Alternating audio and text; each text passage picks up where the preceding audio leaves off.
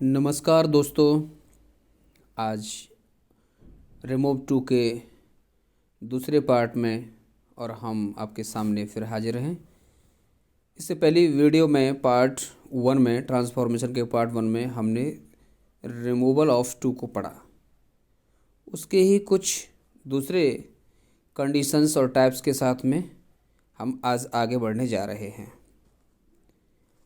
चलिए आइए शुरू करते हैं।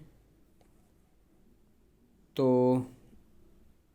चलिए आज की शुरुआत एक नोट से कर रहा हूँ मैं, और इस नोट को समझने के लिए आपको वीडियो फर्स्ट जो है ट्रांसफॉर्मेशन की वो देखेंगे तो ज़्यादा बेटर रहेगा, ज़्यादा समझ में आएगा।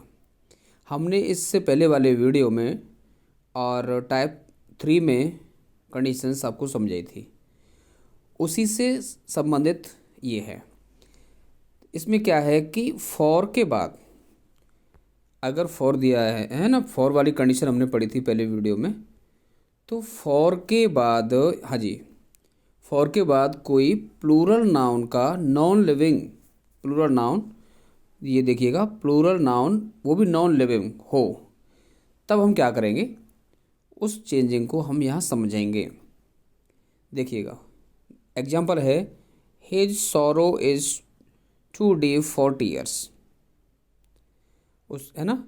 तो इसमें क्या है, यहाँ फॉर के बाद में जो टीयर्स वर्ड आया है, और इससे पहली वीडियो में हमने ये जब कंडीशन पढ़ी थी तो वहाँ फॉर के बाद में और एक लिविंग प्रोनाउन था या फिर प्रोनाउन नहीं था, सॉरी नाउन था, लेकिन लिविंग नाउन था।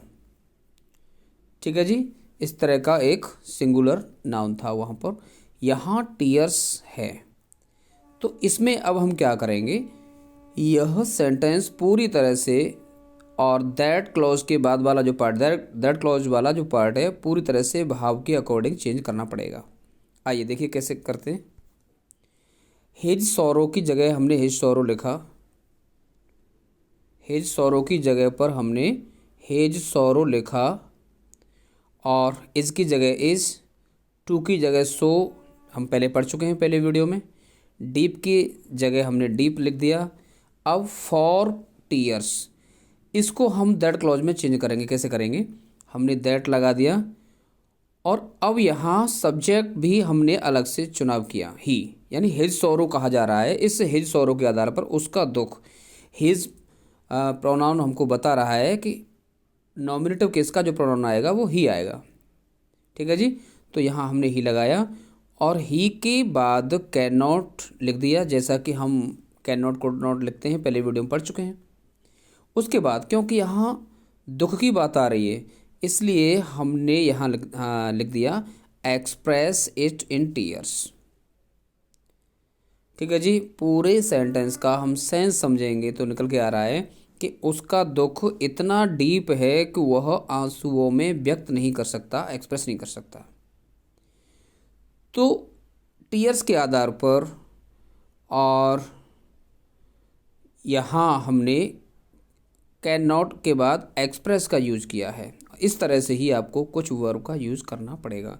वैसे जनरली कैन नॉट एक्सप्रेस या कुड नॉट एक्सप्रेस से हमारा काम चल जाता है, क्योंकि इस कंडीशन में इसी टाइप के सेंटेंसेस आते हैं।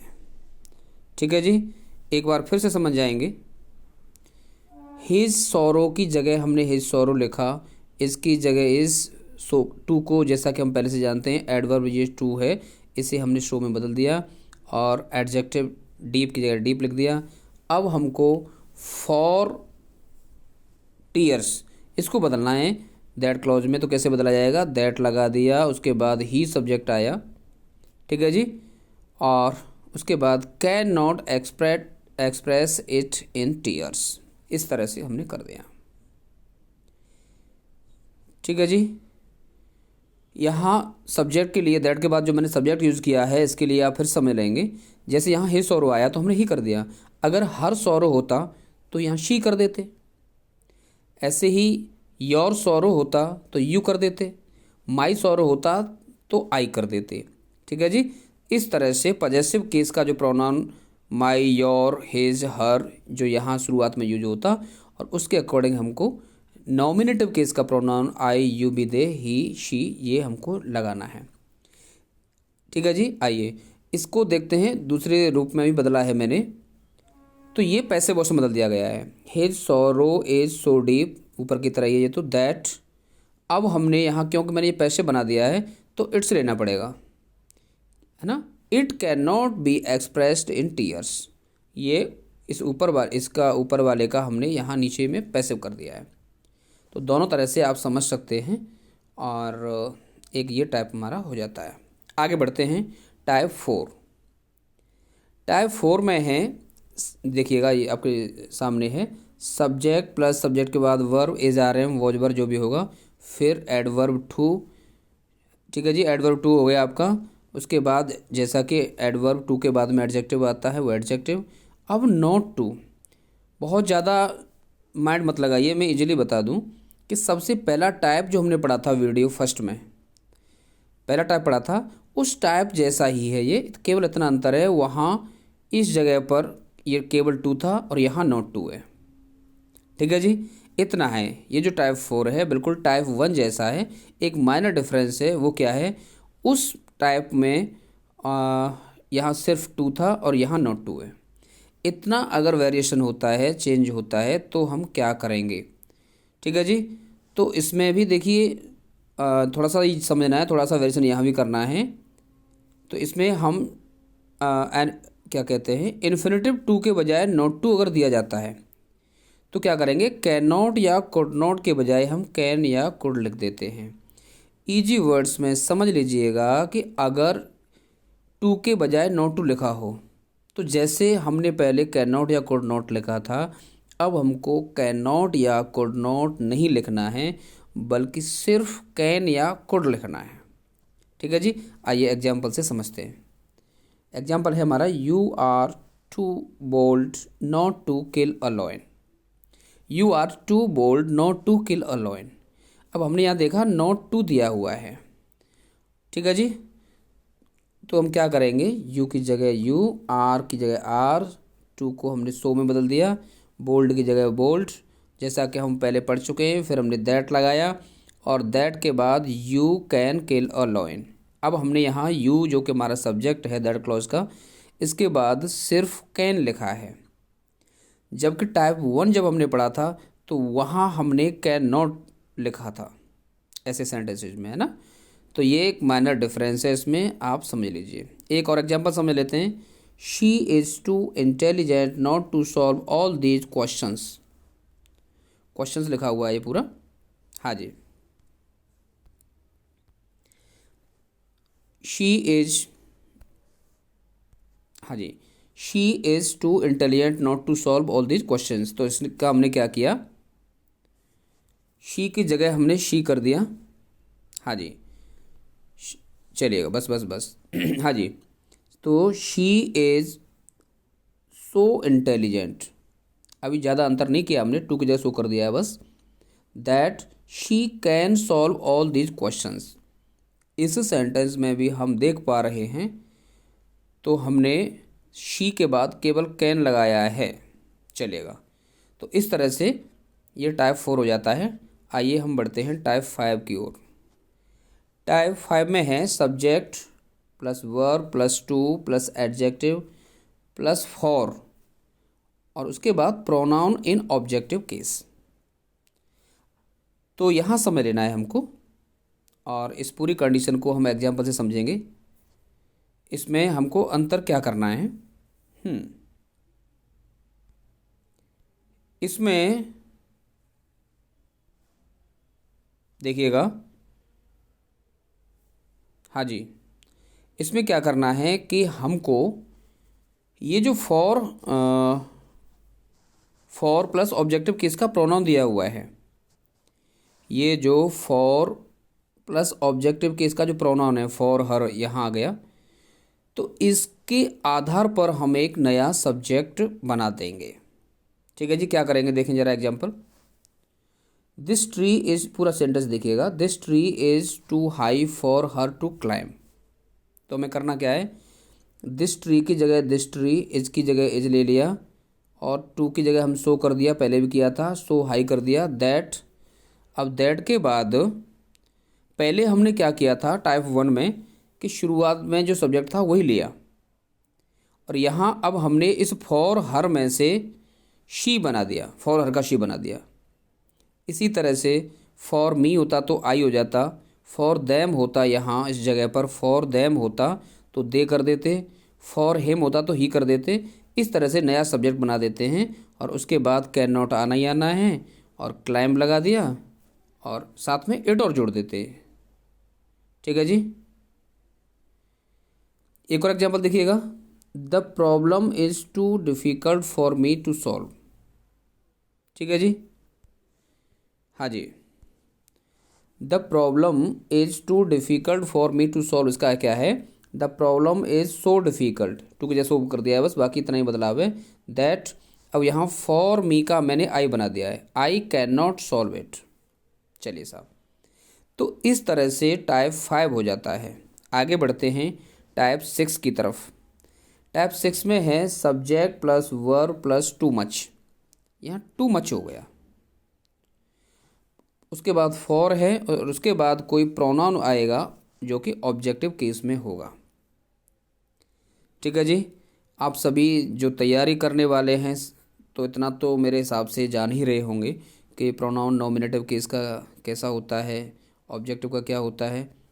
और वैसे मैं प्रोनाउन नाउन ये सब सिंटैक्स में पढ़ाने वाला हूँ आपको, तो वहाँ समझा दूँगा, लेकिन फ़िलहाल आप समझ जाएंगे।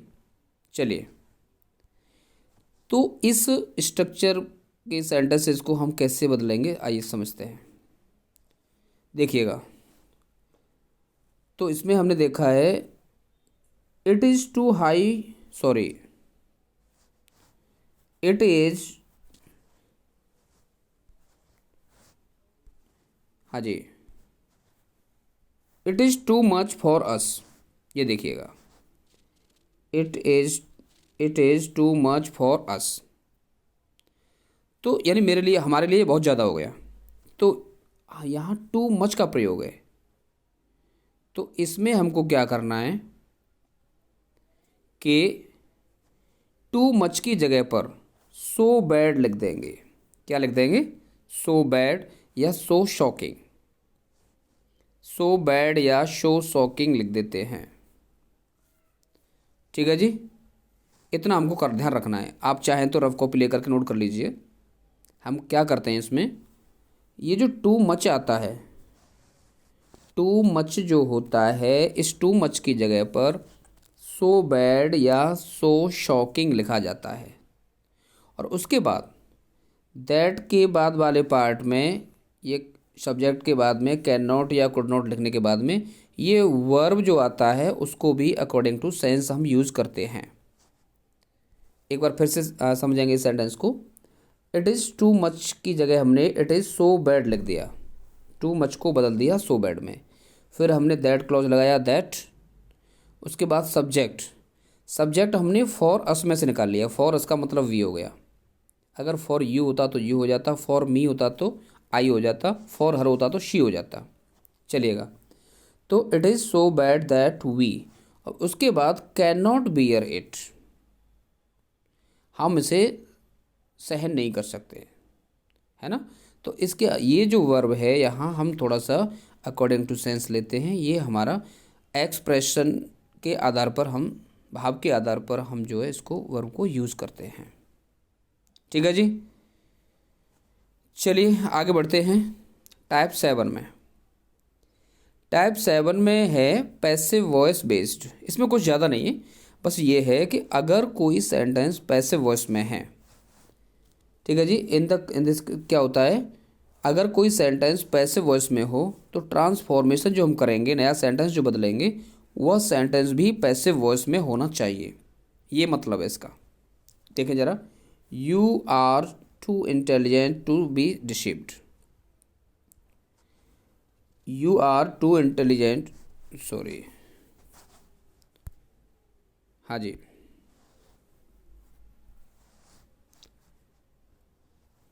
You are too intelligent to be deceived. इस सेंटेंस को हम देख पा रहे हैं कि ये पैसिव वॉइस में है ना। टू के बाद जब बी आ जाए और थर्ड फॉर्म आ जाए तो समझ लीजिएगा वह सेंटेंस डेफिनेटली पैसिव वॉइस में है। तो हमने देखा ये सेंटेंस पैसिव में है और तो बदला हुआ जो सेंटेंस है वो भी पैसिव में होना चाहिए। तो हमने क्या किया, हाँ जी, हमने यू की जगह पर यू रखा, देखिएगा यू की जगह हमने यू ले लिया, आर की जगह आर, सो कर दिया टू की जगह पर, इंटेलिजेंट के लिए इंटेलिजेंट, अब दैट, फिर से यू आ गया। अब कैन नॉट बी डिसीव्ड, यहाँ भी है ना, ये टाइप 1 के आधार पर है बिल्कुल, वहाँ वो एक्टिव वॉइस में था, ये पैसिव में, इतना अंतर है। कहने का सेंस ये है कैन नॉट या कुड नॉट के बाद में और बी प्लस थर्ड फॉर्म हो तो हमें भी कैन नॉट या कुड नॉट के बाद में बी प्लस थर्ड फॉर्म लगा देना है। ठीक है जी, फिर से समझ लेंगे। अगर दिया हुआ सेंटेंस पैसिव वॉइस में है अर्थात इन्फिनेटिव टू के बाद में बी प्लस थर्ड फॉर्म है तो हमें अपने बदले हुए सेंटेंस में कैन नॉट या कुड नॉट के बाद में बी प्लस थर्ड फॉर्म का यूज करना है। ठीक है दोस्तों, तो इस तरह से ये कंडीशंस हमने रिमूवल ऑफ टू में और लिए हैं। इसी तरह से आप आगे ट्रांसफॉर्मेशन के दूसरे पार्ट्स अफर्मेटिव से नेगेटिव में बदलना, एक्सक्लेमेटरी का और ये सब दूसरे पढ़ने हैं तो आप चैनल को सब्सक्राइब कर लीजिए।